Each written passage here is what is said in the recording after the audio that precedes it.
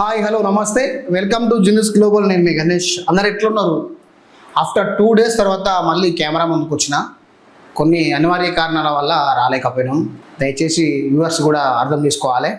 ఇప్పుడు జనాభా లెక్కలు స్టార్ట్ అవుతున్నాయి 11th నుంచి.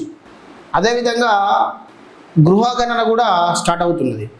దానికి సంబంధించి ఎన్యుమరేటర్లు మన విలేజ్లోకి వచ్చి మన డీటెయిల్స్ తీసుకొని రాసుకొని పోతారు అనమాట. వీళ్ళను ఆసరా చూసుకొని కొంతమంది సైబర్ క్రైమ్ వాళ్ళు ఏం చేస్తున్నారంటే వీళ్ళ స్థానంలో ఫేక్ ఐడి కార్డులు వేసుకొని ఇళ్ళకి వచ్చి bank account, Aadhaar card, ATM card numbers, pan card numbers, ఇతర వాళ్ళకి ఏదైతే అవసరం ఉందో అవే తీసుకొని పోయి సైబర్ క్రైమ్ దాడి చేస్తూ ఉన్నారు. అకౌంట్లలో అమౌంట్ తీస్తూ ఉన్నారు, మన అమౌంట్ గుంజుకుంటూ ఉన్నారు. కాబట్టి ప్రజలకు ఒక చిన్న సందేశం ఏంటి అంటే, మీ దగ్గరికి వచ్చే ఈ ఎన్యుమరేటర్లు ఎవరైతే ఉన్నారో వాళ్ళు ఒరిజినలా కాదా అనడానికి మీరు ఒక చిన్న పని చేయబడుతుంది.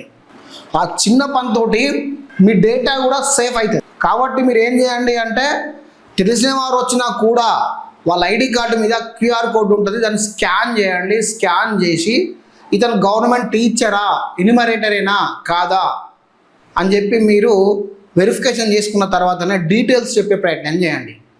ఎందుకంటే సైబర్ క్రైమ్ అటాక్ ఏ విధంగా జరుగుతుందో కూడా తెలియట్లేదు. మనకు తెలియకుండానే మన అకౌంట్ నుంచి అమౌంట్ లక్షలు మాయమవుతున్నాయి. కాబట్టి మనం ఎంత సెక్యూర్గా ఉంటే అంత మనకు బాధ్యత బతకగలుగుతాం. మన డేటా ఎంత సెక్యూర్గా ఉంటే మనం అంత బతకగలుగుతాం మంచిగా. కాబట్టి మీ డేటాను మీరు లూజ్ చేసుకోకండి, ఎవరికి పడితే వాళ్ళకు డేటా చెప్పకండి. ఇప్పుడు టెక్నాలజీ మారింది, టెక్నాలజీతో పాటు సిస్టమ్స్ కూడా మారిపోయినాయి. అధునాతన సాంకేతిక పరిజ్ఞానం వస్తూ ఉన్నది. దాంతో సైబర్ క్రైమ్స్ దాడులు జరుగుతూ ఉన్నాయి.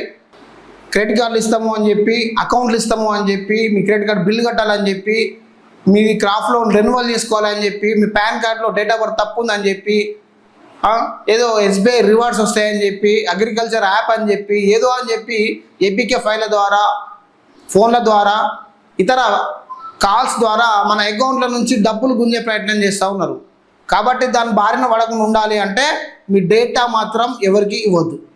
మీ డేటాను చాలా భద్రంగా దాచుకోండి, సేఫ్గా ఉండండి, సెక్యూర్గా ఉండండి. అయితే ఈనాటిలో ఒక పత్రికలో రాసిన మాట ప్రకారం ఒక వార్తను మనం అనాలిసిస్ చేద్దాం. జనాభా లెక్కలు మొదలు కానున్నాయి. అందులో భాగంగా ముందుగా ఈ నెల 11 నుంచి గృహగణన చేపట్టనున్నారు. దీనికోసం ఎన్యుమరేటర్లకు, పర్యవేక్షకులకు శిక్షణ ఇచ్చారు. ఇంటింటికి వెళ్ళి వారందరికీ ప్రభుత్వం గుర్తింపు కార్డులు అందజేస్తుంది. ఆ కార్డులో వారి పూర్తి వివరాలతో పాటు క్యూఆర్ కోడ్ను ప్రింట్ చేశారు. ఎన్యుమరేటర్ అంటూ మీ ఇంటికి వచ్చే వ్యక్తి సంబంధించిన ప్రభుత్వ ఉద్యోగి కాదా అనే అనుమానం వస్తే ప్రభుత్వం ఇచ్చిన గుర్తింపు కార్డు చూపమని అడగాలి. దానితో ముద్రించిన క్యూఆర్ కోడ్ను గూగుల్ ద్వారా స్కాన్ చేయాలి. అప్పుడు మీ ఫోన్లో సర్వే చేయడానికి వచ్చిన ఉద్యోగి పూర్తి వివరాలు కనిపిస్తాయి. అలా కాకుండా వేరే కార్డులో క్యూఆర్ కోడ్ లేకున్నా ఎన్యుమరేటర్ కాదని మీరు జాగ్రత్త పడాలి. అంటే వీళ్ళు 11 నుంచి గృహగణన స్టార్ట్ అవుతూ ఉన్నది. ఆ గృహగణనలో కొన్ని మిమ్మల్ని డీటెయిల్స్ రాసుకుంటారు. కాబట్టి ప్రభుత్వం నుంచి వచ్చే ఒక క్యూఆర్తో కూడిన ఐడి కార్డు వీళ్ళకు ప్రొవైడ్ చేస్తారట. ఎవరికి? ఈ ఎన్యుమరేటర్గా పోయే టీచర్కు. వాళ్ళ ఐడి కార్డులో ఒక క్యూఆర్ కోడ్ ఉంటుందంట. ఆ క్యూఆర్ కోడ్లో మనం గూగుల్ క్రోమ్ కానీ, గూగుల్లో కానీ, మీద ఏదైనా క్యూఆర్ స్కానర్ కానీ మీరు స్కాన్ చేస్తే ఆయనకు సంబంధించిన పూర్తి డీటెయిల్స్ అందులో వెళ్ళాలి అట. ఒకవేళ డీటెయిల్స్ కనుక వెళ్ళకపోతే ఆయన ఎన్యుమరేటర్గా కాదు అని మీరు భావించి డేటా చెప్పొద్దు అని చెప్పి ప్రభుత్వం చెప్తా ఉన్నది. దయచేసి ప్రజలు దీన్ని గమనించండి. టెక్నాలజీ పెరిగింది కాబట్టి మీరు మారాలి. ప్రతిదాన్ని అబ్జర్వేషన్లో ఉండాలి, ప్రతిదీ అబ్జర్వేషన్ చేసుకోవాలి. ముఖ్యంగా ఇళ్లలోకి వచ్చి డేటా ఆడిన వాళ్ళని నమ్మదు. కాబట్టి నేనేమంటున్నా అంటే జెన్యున్ క్యాండిడేట్ నమ్మండి అంటున్నా. ఇప్పుడు నేను చెప్పిన కదా అని చెప్పి ఎన్యుమరేటర్ల మీద దాడులు చేయడాలు, వాళ్ళని ఇట్లా చెల్లగొట్టడాలు చేయకండి. మనకు గృహగణన అనేది చాలా ఇంపార్టెంట్. దీని తర్వాత జనగణన కూడా జరుగుతుంది.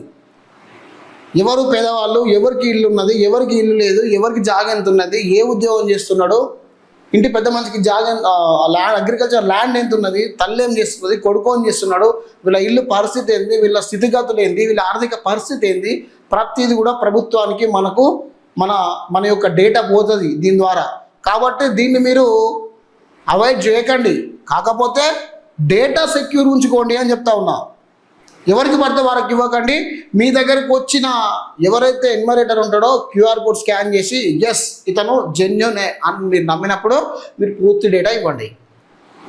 ఓకే, ఇది అసలు కథ.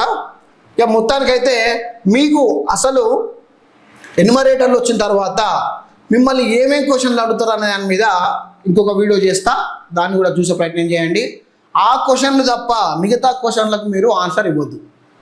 ఎక్కువ మొత్తంలో బ్యాంకు డీటెయిల్స్ అడిగితే ఇవ్వద్దు, అకౌంట్ నెంబర్ అడిగితే ఇవ్వద్దు, పాన్ కార్డ్ నెంబర్ అడిగితే ఇవ్వద్దు, ఏదైనా ఓటీపీ చెప్పమంటే చెప్పొద్దు. మీది ఇంకా ఇతర డీటెయిల్స్, మీ ఏటీఎం కార్డు జిరాక్స్ ఇవ్వమంటే ఇవ్వద్దు, బ్యాంక్ అకౌంట్ జిరాక్స్ ఇవ్వమంటే ఇవ్వద్దు. ఇవన్నీ ఏమి ఇవ్వద్దు. కులగణన చేసినా, జనగణన చేసినా, గృహగణన చేసినా కేవలం బేసిక్ డీటెయిల్సే తీసుకుంటారు తప్ప అకౌంట్స్, పాన్ కార్డ్స్, ఏటీఎంస్, బ్యాంకుకు సంబంధించిన లావాదేవీలు, మీ PhonePe numbers, PhonePe UPI pins ఇవన్నీ అడగరు. కాబట్టి మీరు కూడా ఇవన్నీ ఇవ్వద్దు. మీకు గృహగణనలో ఎన్యుమరేటర్లు ఏ ఏ క్వశ్చన్స్ అడుగుతారు దాని మీద నేను మళ్ళీ ఒక వీడియో చేస్తా, తప్పకుండా మీకు నేను చెప్పే ప్రయత్నం చేస్తా. అవిటికి మించిన క్వశ్చన్లు ఒకవేళ మిమ్మల్ని అడిగినా కానీ మీరు పై అధికారికి కంప్లైంట్ చేయవచ్చు. చూస్తూనే ఉండండి genius global. Thank you so much for watching. Do subscribe genius global news channel. Right, thank you.